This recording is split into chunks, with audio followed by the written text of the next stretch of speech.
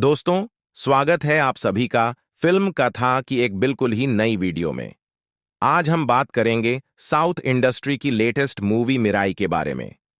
Mirae 12 सितंबर को India में release हुई है। इसकी कहानी हमारी माइथोलॉजी से जुड़ी है, जिसमें 9 ग्रंथों का जिक्र होता है। इन ग्रंथों में इतनी शक्तियां हैं कि अगर कोई इन्हें पा ले तो वह अमर हो सकता है।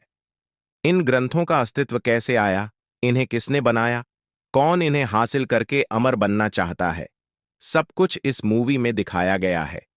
अगर आप यह सब जानना चाहते हैं तो इस वीडियो को पूरा जरूर देखें, क्योंकि आज मैं आपको पूरी मिराई मूवी की कहानी विस्तार से समझाने वाला हूं, ताकि आप घर बैठे इस कहानी का मजा उठा सकें।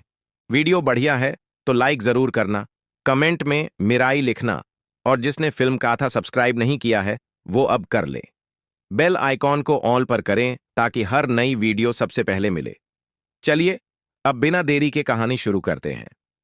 मिराई मूवी की शुरुआत होती है 232 बीसी से, यानी आज से करीब 2255 साल पहले।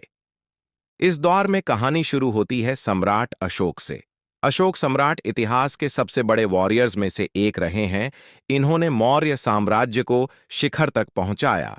अशोक ने कभी कोई युद्ध नहीं हारा था, इसी वजह से उन्हें अशोक द ग्रेट कहा जाता है। मूवी में अशोक सम्राट की कहानी एक्टर प्रभास बताते हैं। अशोक ने हर युद्ध जीता, लेकिन कलिंग युद्ध जीतने के बाद उन्हें एहसास हुआ कि युद्ध सिर्फ विनाश लाता है, कोई फायदा नहीं। उन्होंने सारे युद्ध छोड़ दिए और अपनी शक्तियां भी त्याग दीं, ताकि आगे कभी उनका गलत इस्तेमाल न हो। अशोक ने अपनी शक्तियों को 9 ग्रंथों में बांट दिया।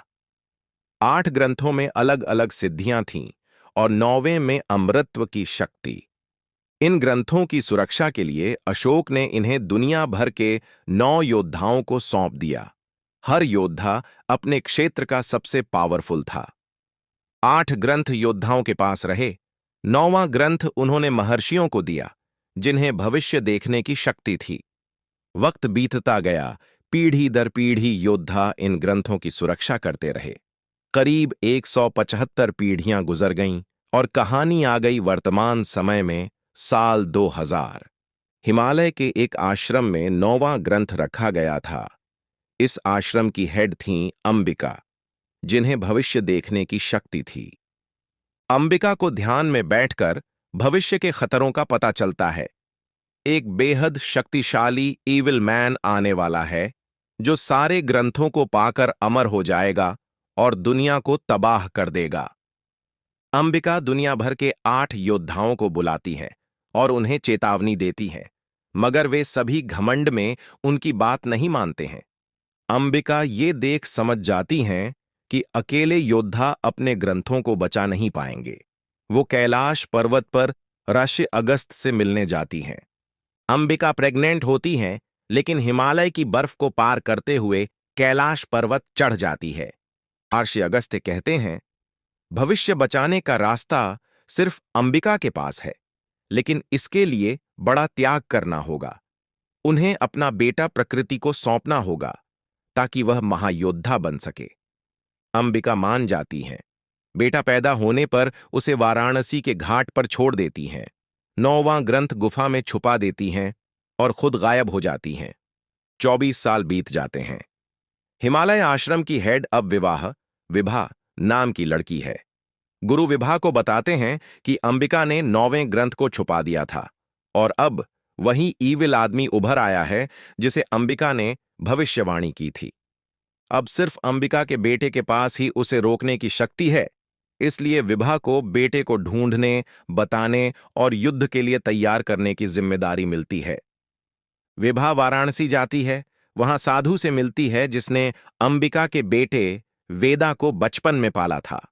पता चलता है वेदा अब हैदराबाद में है। विभा वहां निकल जाती है। वेदा हैदराबाद में अपने 2 दोस्तों के साथ रहता है, नकली महंगी चीजें बनाकर बेचता है, जरूरतमंदों की मदद करता है। एक दिन वेदा इनडायरेक्टली गाड़ी चोरी करता है, जिसमें 2 बच्चियां किडनैप की गई होती हैं। उनको बचाकर वेदा को अपनी अच्छाई का एहसास कराया जाता है। विभा वेदा को बताती है कि वह महायोद्धा है, लेकिन वेदा उसे मानता नहीं। विभा एक हैंड साइन वेदा से बनवाती है, वेदा जैसे ही उसे माथे पर लगाता है तो उसे अपनी मां से जुड़ी सभी यादें आती हैं। इसी बीच मूवी का मुख्य विलेन महावीर लामा, अभिनेता मंजू मनोज के द्वारा निभाया गया किरदार सामने आता है। महावीर लामा 6 ग्रंथ पा चुका है। 7वां जापान, 8वां मोरक्को, दोनों जगह के योद्धाओं व सोल्जर्स को मारकर पा लेता है। उसकी गर्लफ्रेंड यूका भी जबरदस्त फाइटर है। वह 9वें ग्रंथ के आश्रम की खोज में रहती है, गुरु को मार देती है, वह विभा को ट्रैक करने लगती है। यूका होटल पहुंचती है जहां विभा रुकी होती है, मारकाट मचाती है। वेदा विभा की जान बचाता है, लेकिन उसकी शक्तियां पूरी तरह एक्टिव नहीं होती, इसलिए यूका उसे डिफीट कर देती है। वह विभा को अगवा कर लेती है। वेदा विभा के बताए हैंड साइन को फिर करता है। मां के विजुअल्स आते हैं। छाती पर एक सिंबल बनता है जो उस जगह का नक्शा होता है जहां मिराई रखा है। मिराई का मतलब है फ्यूचर। यह भगवान श्री राम के टाइम का डिवाइन वेपन है। वेदा हिमालय जाता है, बर्फ की गुफा में गिरता है।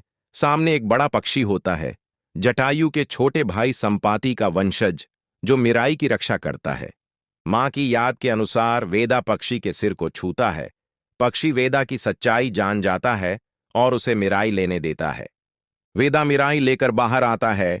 आर्षि अगस्त्य मदद करते हैं और वेदा को अयोध्या, भगवान राम का स्थान, जाने को कहते हैं ताकि मिराई की शक्तियों को और सही से इस्तेमाल करना सीख सके। अयोध्या में यूका और महावीर लामा के साथी वेदा पर अटैक करते हैं, विभा को भी साथ लाते हैं। वेदा मिराई की शक्ति जारी करता है, यूका को डिफीट कर देता है, दोस्तों के साथ निकल जाता है। मां की याद में वेदा को तंत्रवन जाना पड़ता है। वहां पहले ग्रंथ वाले योद्धा से मिलता है। पहले योद्धा महावीर लामा की कहानी बताता है। महावीर का बचपन दुखद। उनकी मां को डायन कह के गांव वालों ने जला दिया। लोगों ने महावीर का तिरस्कार किया, भगवान से रूठ गया। गांव जलाया।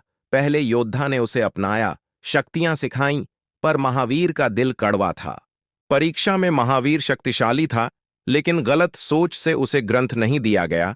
उसने बदले में पहले योद्धा के बेटे को मारकर ग्रंथ हथिया लिया। अंबिका ने बलिदान देकर गांव को बचाया। महावीर भाग गया व बाकी ग्रंथों को पाने लगा।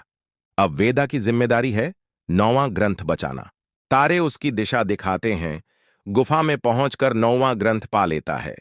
महावीर वेदा पर हमला करता है, ग्रंथ छीनता है, अमर हो जाता है। महाकुंभ में करोड़ों लोगों का खात्मा शुरू कर देता है। वेदा मां की याद से अपनी शक्तियां पूरी तरह जागृत करता है, मिराई को अपने हाथ में पकड़ता है, भगवान राम का धनुष व तीर बन जाता है। वेदा दिव्य तीर से महावीर लामा को खत्म करता है, लोगों की जान बच जाती है और कहानी खत्म होती है। मूवी के एंड में पोस्ट क्रेडिट सीन आता है जिसमें आगे के पार्ट का विलेन दिखाया जाता है। मतलब मिराई की स्टोरी यहीं नहीं रुकी है। वीडियो अच्छा लगा हो तो लाइक करो, कमेंट में मिराई लिखना और चैनल फिल्म कथा सब्सक्राइब कर लेना। मिलता हूं आपसे एक और जबरदस्त वीडियो में।